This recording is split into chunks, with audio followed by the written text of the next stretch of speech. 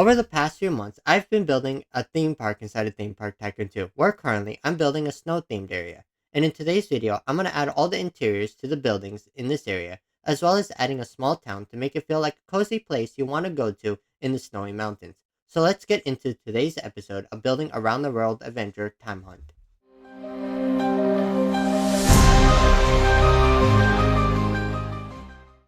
Hello everyone, and welcome to this episode, where currently I'm working on the windows for this station building, since people are either stuck in the freezing cold, or stuck in a wooden box, and I don't really want to be in either of those situations. So I guess in today's video, I should start building the windows and doors, and that's what I'm doing here.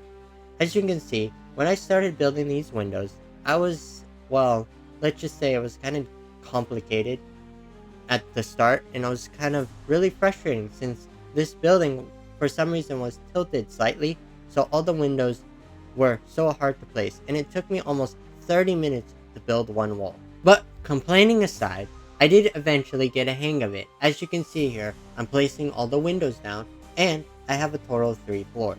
Now, as you may have saw earlier, this building has a massive hole in it where the coaster goes through, and sadly I can't really do anything about it since the coaster goes over the building, and if I decide to build anything around it, the coaster, well, you're just gonna hit your head against the wall.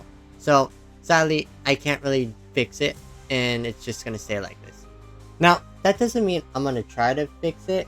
As of now, I'm just not sure how to fix that area, but I'm still working on, as you can see, I am still working on the windows for this wall, since these smaller windows were just oddly placed when I was building it, so when I tried placing it down, it was just angled very strangely, so I had to keep... What a weird sentence to say, but basically the windows were just completely angled in a weird way, so I had to fix it every single time I tried to place it down.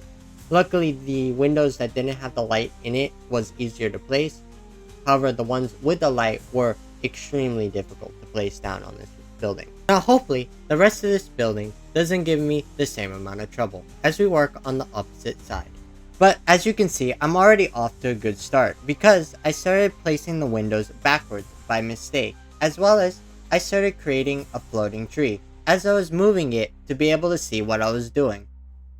However, I did find a way to split this wall evenly by creating some wall trims, which allowed me to place the windows down evenly.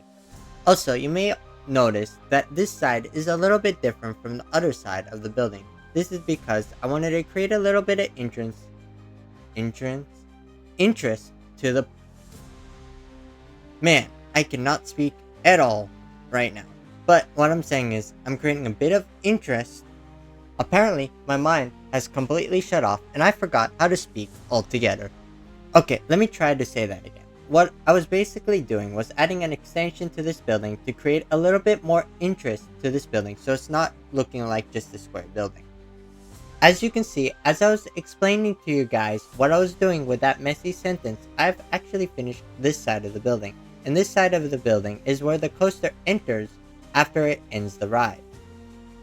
Now the process for these sides are the same as the rest of the building. The only difference is both of these sides have a 4th floor. As you can see here, I'm working on the opposite end, and on this side, I'm doing 4 windows on the 3rd floor of this building. And on the 1st floor, I just put 1 window because the entrance to the, or where the coaster exit is on this side, which is the start of the ride. Well, anyway, I'm falling a little behind in the time lapse. As you saw earlier, I finished the entrance building for the coaster, and I'm now working on the small town for this area. However, the process of building these buildings is the same as building the entrance building. The only difference is, I'm building multiple buildings on multiple levels to make it look really big. So let's cut to the point where I'm working on the interior for these buildings.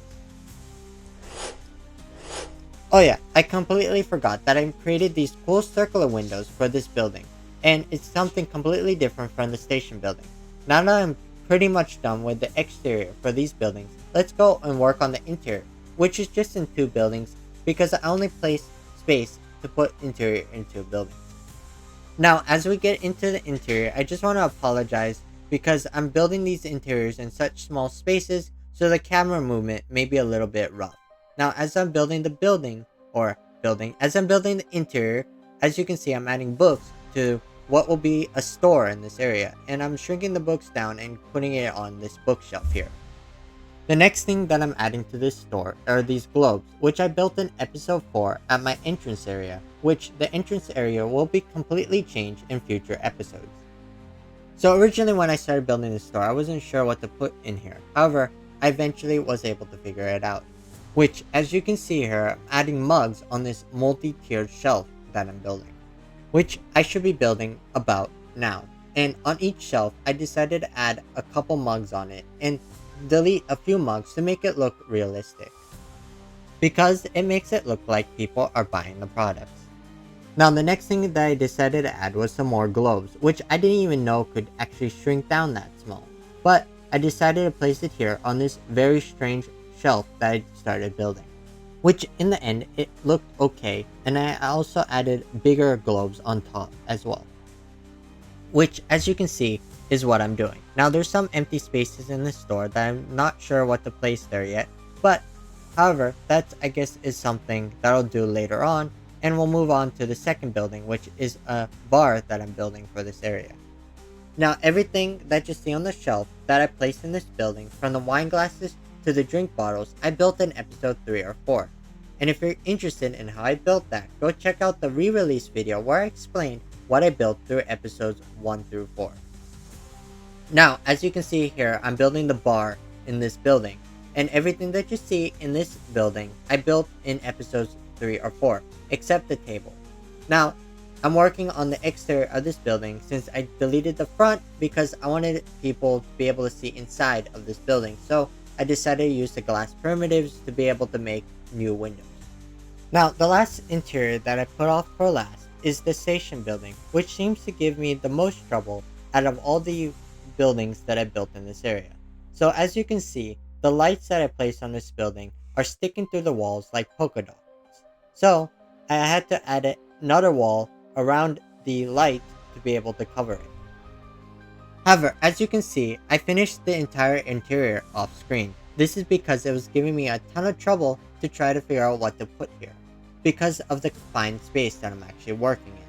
So, as you can see here, I decided to add these very cool square looking structures to this building.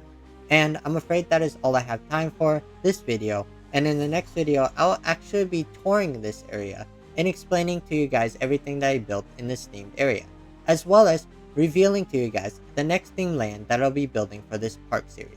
So I'll see you in the next video of Building Around the World Adventure.